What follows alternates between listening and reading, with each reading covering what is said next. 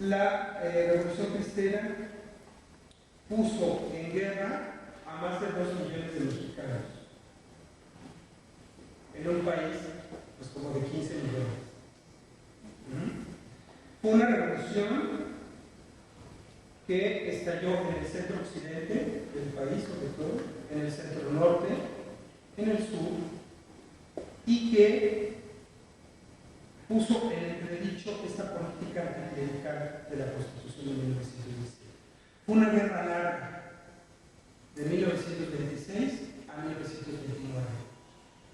Esta revolución cristera le costó mucho dinero al gobierno de Calles. Le costó mucho desprestigio a nivel internacional, sobre todo en Sudamérica, en Estados Unidos y en Europa. México, entre 1926 y 1929, experimentó una violencia peor que la Revolución Mexicana. Y bajo ese clima, sin embargo, el presidente estuvo negociando con los gringos la cuestión del petróleo, renegoció la deuda, al mismo tiempo hacía aplicaciones de la reforma agraria, al mismo tiempo había una política financiera que le permitió al gobierno sobrevivir, pero además fíjense que durante la presidencia de Calles se institucionalizó el ejército. Y encontramos un gran personaje como Joaquín Amado, que reorganiza el ejército y le da su sentido de institucionalidad al ejército. Finalmente, desde 1926, la Constitución se reforma. Se reforma en sus artículos 82-83 para permitir la reelección no consecutiva de los presidentes. ¿Por qué? Porque se avecina de nuevo la sucesión presidencial de 1928 y Álvaro Obregón, el caudillo de caudillos, desea regresar a la presidencia, pues como que para rotarse entre Calles y él en la presidencia. Logran una mayoría del Congreso que permite la reforma y con esto, desde 1927, está la efervescencia por la sucesión presidencial. En ese marco de efervescencia hay 2 candidatos que se oponen a la reelección de Obregón, Francisco R. Serrano y Arnulfo R. Gómez, que son grandes generales, y que, a pesar de haber sido amigos de Obregón y de Calles, pues se oponen a ellos y organizan una rebelión, tipo la rebelión de la Conquista.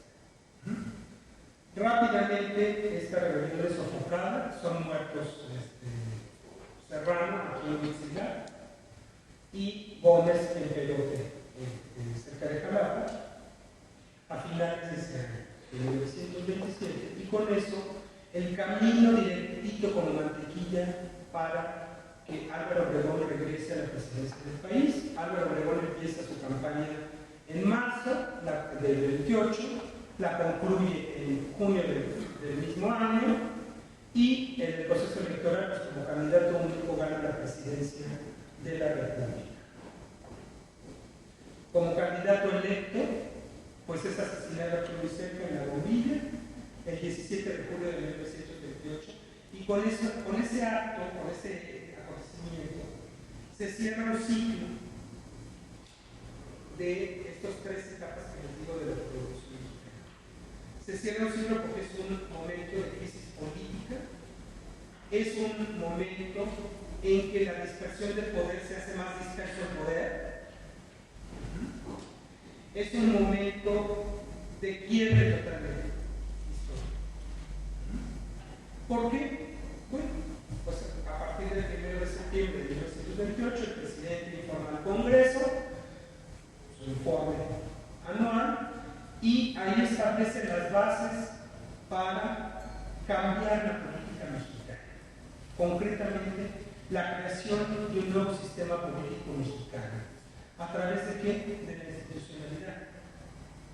Ahí en ese informe establece que es necesario que los mexicanos organicen un nuevo partido político nacional revolucionario, donde confluyan los hombres fuertes, los militares, los caciques, los caudillos, los movimientos políticos, los movimientos sociales, los partidos regionales, los partidos locales, en una sola organización que permita también la organización de las masas campesinas y de las masas obreras. Para darle institucionalidad a la política mexicana, romper con este tipo de asonadas y de rebeliones que lo único que ocasionaban era una inestabilidad política que era incontrolable para el presidente de la República y las estructuras del gobierno federal.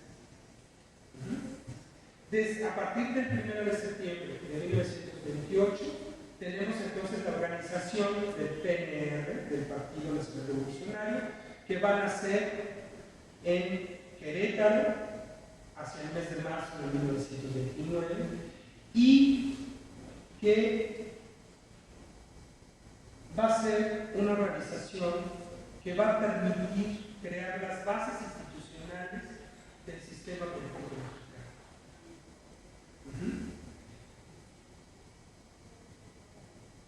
Calles, contradictoriamente, habla como un presidente moderno que dice: vamos a institucionalizar, vamos a hacer política moderna, vamos a hacer política institucional para darle estabilidad política y social al país y permitir el desarrollo capitalista, el desarrollo económico. Ojo por bonita cotidiana, ¿no? Bueno, después, al mismo tiempo, se convierte en el jefe máximo de la revolución, porque a través de él, el gran hombre fuerte de la revolución, controla los hilos del Congreso, los hilos del Poder Judicial, controla a los gobernadores, controla a los presidentes municipales, controla a los funcionarios gubernamentales y se erige en el gran elector de la cosa pública. Y entramos a una segunda etapa de esta reconstrucción de la revolución.